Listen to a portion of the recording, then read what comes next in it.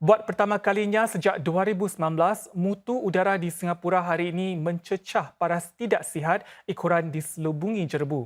Indeks pencemaran udara atau PSI mencecah paras 122 pada 7 malam tadi dengan kawasan timur paling teruk terjejas. Bacaan PSI antara 101 hingga 200 dianggap sebagai paras tidak sihat. Jerebu tersebut berpunca dari kebakaran hutan dari Indonesia. Agensi Sekitaran Kebangsaan atau NEA menyatakan bahawa ada peningkatan besar dalam kebakaran hutan di Indonesia. Menurutnya, jerebu sebegini dijangka berterusan esok dan udara berjerebu dijangka kekal buat masa ini. Sebagai respons kepada perkembangan ini, NEA menyatakan ia akan mengeluarkan nasihat harian mengenai jerebu mulai malam ini.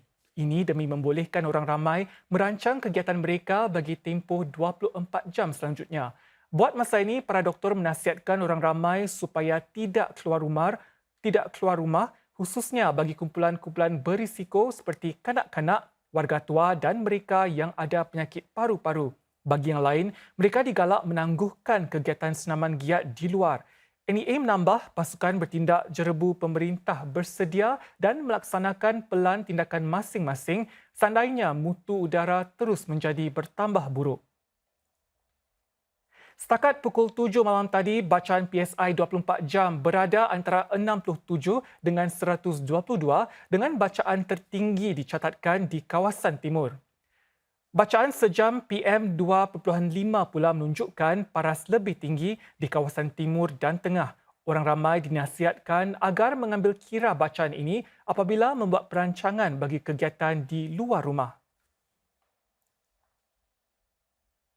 Kastam Singapura menangkap 5 warga Bangladesh kerana menjual rokok-rokok haram iaitu yang tidak dibayar cukai. Sejumlah 53 karton dirampas dalam serbuan di Tuas Avenue 1 dan Mandai Estate.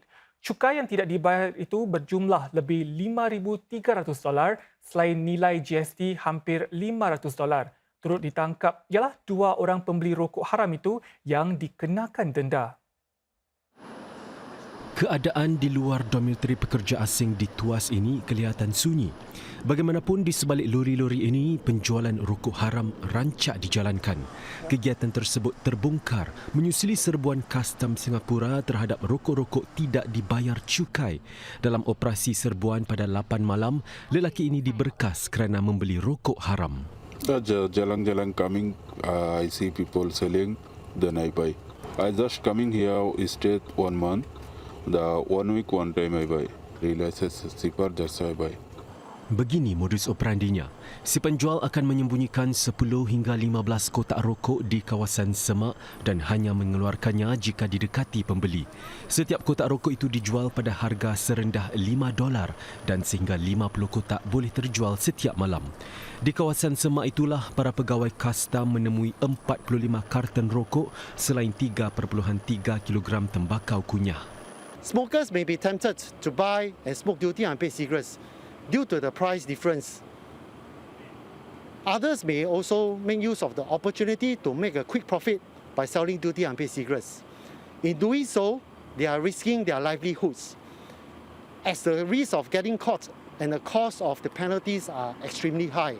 Kini 4 daripada penjual rokok haram itu akan dihadapkan ke mahkamah sementara seorang lagi masih disiasat. Pesalah boleh dikenakan denda sehingga 40 kali daripada nilai cukai yang mereka elakkan atau dipenjara sehingga 6 tahun atau kedua-duanya sekali. Pekerja hijrahan yang terbabit mungkin dihantar pulang setelah selesai dakwaan. Hospital Tan Tock Seng sedang meningkatkan rangkaian tawaran penuaan aktifnya demi memastikan warga emas kekal sihat. Ia kini merancang melancarkan satu program baru untuk mencegah kehilangan jisim otot. Bermula dengan senaman beramai-ramai, kemudian menguji kemahiran kognitif dan visual mereka menerusi kuis pemakanan, permainan melibatkan koordinasi mata dan tangan dan sebagainya. Acara seumpama ini sejajar dengan inisiatif pemerintah untuk memperkasa warga emas. Ini termasuk pelan tindakan penuaan berjaya 2023 yang dilancarkan awal tahun ini. In this action plan, there is a pillar called contribution, and we want to help seniors to continue learning and growing, contribute their knowledge and expertise to society. Encik Massagus menambah, selain menyediakan khidmat yang lebih baik untuk warga emas, Singapura juga mahu melanjutkan jangka hayat mereka melalui penyelidikan dan inovasi. Misalnya, TTSH sedang menjalankan satu kajian nasional mengenai kehilangan jisim otot. Dikenali sebagai sarkopenia, masalah itu menjejas lebih 25% penduduk. TTSH berharap dapat mencegah kelemahan dalam kalangan orang dewasa. Bagi tujuan itu, ia sudah pun menghasilkan garis panduan mengenai keadaan tersebut. Satu program bersasar diharap dilancarkan menjelang hujung tahun ini. Ia mungkin meliputi senaman aerobik dan mengimbangkan diri.